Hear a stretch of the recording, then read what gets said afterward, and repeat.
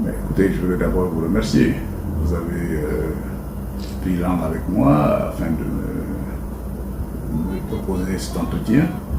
Et je me réjouis justement de réapparaître sur les écrans en vous disant simplement que Laurentin Moussabou est un citoyen gabonais, un cadre de ce pays, un cadre politique, un acteur politique qui a un parcours de plus d'une trentaine d'années dans la vie politique, dans l'action politique, et qui aujourd'hui se profile très clairement, très nettement, comme président d'un parti politique, Conscience et Action Citoyenne. C'est un parti membre de la majorité républicaine et sociale pour l'émergence.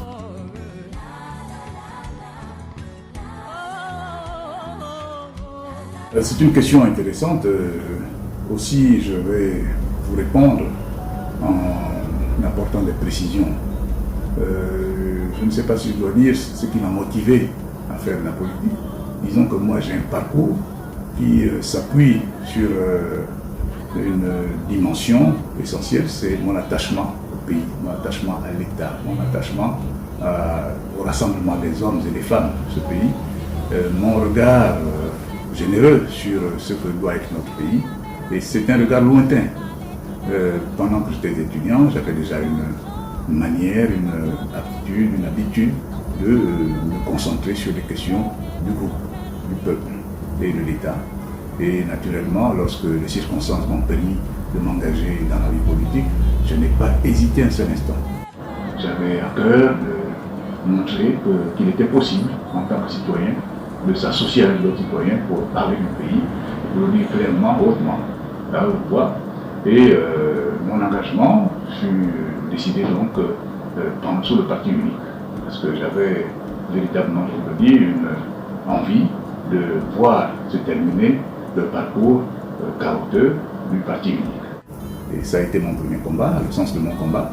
Et ensuite, avec des amis, avec des compagnons, nous avons fondé un parti politique qui a pris part dans le débat qui a mené à la conférence nationale. Puis plus tard, nous avons créé un autre parti politique dans lequel j'étais un acteur important, acteur essentiel. Cela s'est terminé malheureusement par des querelles intestines fratricides et même mortifères qui ont amené plus tard, en réfléchissant, en refusant justement les confrontations qui sont ruineuses, qui sont tueuses, qui sont assassines, d'imaginer, de rassembler d'autres frères, d'autres amis, d'autres compatriotes autour d'idées fortes, autour d'un regard que nous avons sur le pays, sur la vie du pays, sur l'avenir du pays, pour créer ce parti politique aujourd'hui que nous appelons Conscience et Action Citoyenne, dont je suis le président.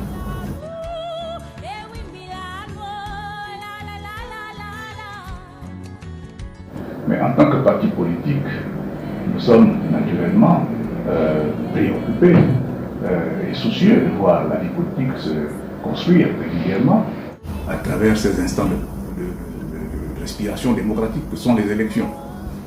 Et les élections ont ce rôle justement de constituer le moment où les partis politiques, les acteurs politiques se rassemblent pour faire le choix de ceux qui parmi eux, sont en mesure de gérer la cité. Et s'agissant des élections sénatoriales, parce que c'est de ça qu'il est question, il faut dire que le mode de scrutin ne peut inviter autour de la table que ceux des partis qui ont, lors des élections précédentes, des élections locales, obtenu des élus locaux et qui peuvent donc participer à la joute de manière à soit à soutenir un candidat, soit à présenter des candidats. En tant que parti politique, Conscience et Action Citoyenne n'a pas été dans la bataille. Mais nous avons vu à distance, nous avons pu quelquefois donner des avis, nous avons pu quelquefois être consultés, et nous sommes donc, en tant qu'acteurs politiques, soucieux de voir la vie politique s'animer, se construire.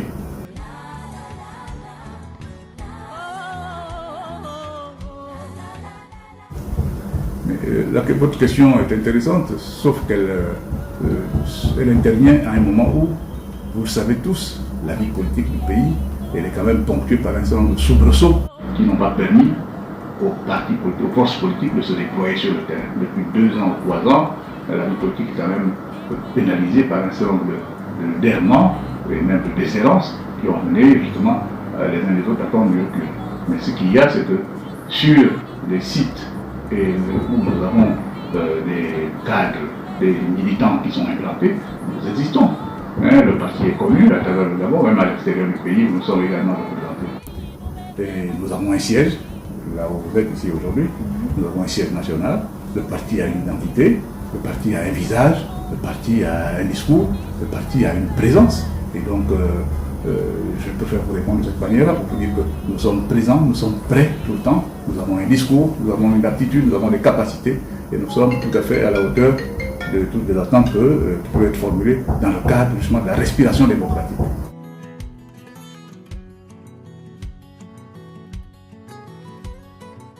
Mais vous l'avez dit vous-même, mon parti, Conscience et Action Citoyenne, est membre de la majorité républicaine et sociale pour l'émergence.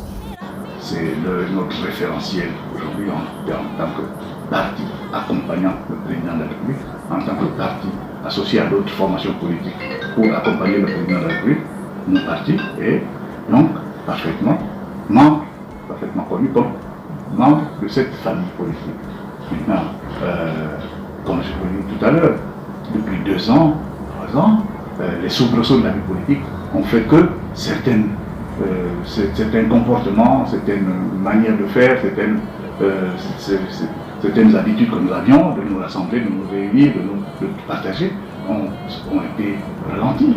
Et les choses ne se passent plus forcément comme c'était le cas avant, où nous pouvions nous retrouver régulièrement, où nous pouvions parler de tout, échanger sur tout.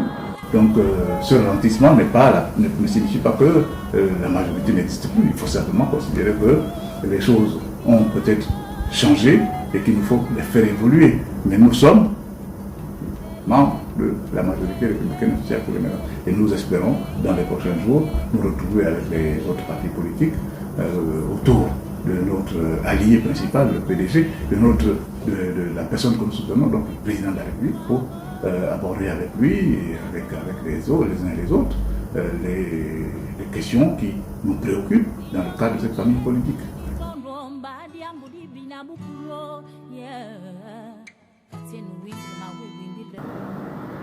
Écoutez, là, merci, mais vous me faites passer donc d'un sujet qui a une certaine gravité, parce que ça relève de la vie de tous les jours, la vie politique du pays et des perspectives que nous pouvons ouvrir par rapport à notre pays sur le plan politique. Vous nous amenez sur le terrain, notre terrain qui lui est encore d'une gravité encore plus importante parce que ici il s'agit de la pandémie, Covid-19, qui touche et qui frappe l'ensemble de la planète. Et naturellement, en m'introduisant sur ce terrain, vous me verrez donc changer de ton parce que on n'entre pas dans un débat sur la Covid-19 avec la même tonalité que sur des questions politiques. Bien sûr. Ici, il s'agit d'une question qui nous interpelle en termes de conscience, en termes également de contribution, de participation, de volonté, d'engagement et de courage d'aller à la fois passer la parole, communier avec ceux qui ne savent pas ou qui font semblant de ne pas savoir, mais également adopter nous-mêmes des attitudes qui nous permettent d'être des médiateurs entre ceux qui ne veulent pas savoir, ceux qui préfèrent véhiculer des fausses informations, ceux qui racontent tout et n'importe quoi, et faire le médiateur entre ceux-là et ceux qui sont ignorants complètement ou qui sont carrément négligents. Vous voyez sur l'ensemble de la planète, pas seulement chez nous, même dans les pays les plus avancés, le débat est complètement pollué par tous ces tintamarres de fausses informations, de contournements parfois intéressés, parfois malhabiles, parfois malsains, qui nous amènent parfois à douter. Les scientifiques même doutent, se battent entre eux, et naturellement face à un tel ennemi, nous avons besoin d'avoir d'inquiétude. Malheureusement, ce n'est pas forcément le cas. Ce qui est sûr aujourd'hui, c'est que nous savons qu'il y a un ennemi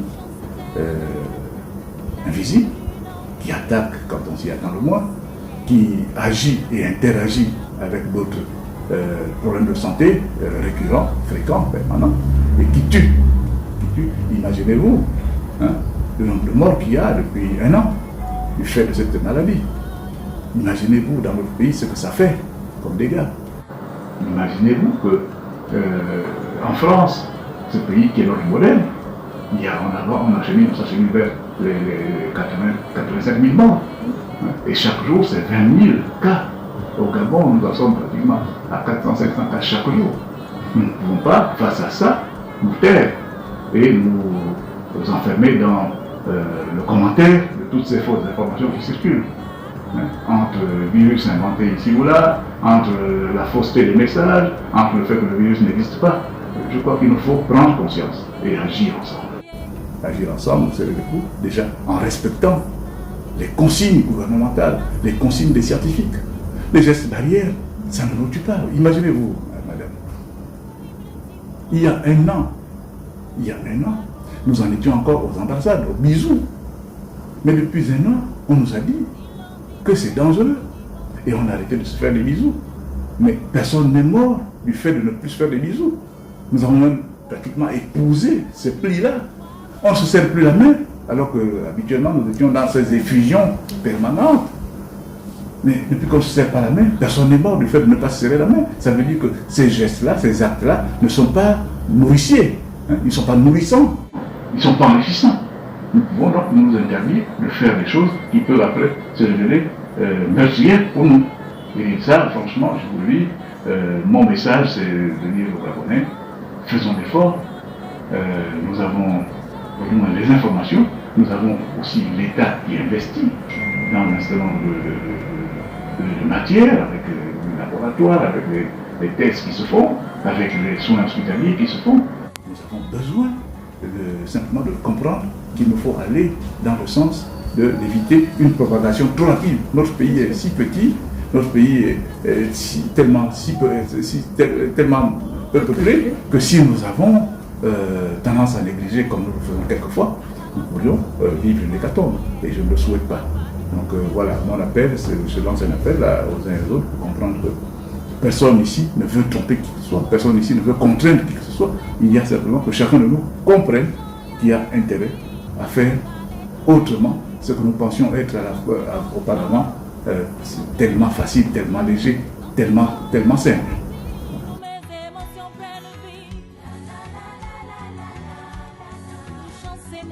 Je veux juste dire que mon parti politique, moi-même, les militantes et les militants, nous sommes organisés de manière à croire dans ce que nous faisons, de manière à agir chaque jour pour atteindre cet objectif, objectif dont certains sont partagés avec d'autres partis politiques, d'autres amis qui sont, comme je vous le disais tout à l'heure, membres de la même famille politique que nous, et qui de temps à autre se retrouvent en rassemblement, en réunion, en discussion. Nous échangeons régulièrement, nous regardons, nous observons l'activité du gouvernement, des partis politiques, des chambres du Parlement, des institutions. Et nous mesurons, chaque jour, nous faisons une évaluation, nous analysons. Et le moment venu, lorsque les circonstances le permettent, nous savons dire ce que nous pensons. Et nous partageons des analyses avec les uns et les autres. Donc, notre pays a souffert ces temps-ci de tous les errements, toutes les déshérences dans lesquelles on a engagé sur le plan politique, sur le plan du fonctionnement du pays, au niveau administratif, au niveau du judiciaire et tout. Et nous avons, par notre regard acéré, la capacité de dire au moment où il faut, devant le public qu'on vient, ce que nous pensons de tout cela. Il y a lieu aujourd'hui de se rattraper pour permettre que notre pays se remette sur les rails. La pandémie du coronavirus est venue en plus appuyer sur la plaie et il nous faut absolument arrêter l'hémorragie et agir de telle manière que notre pays avance.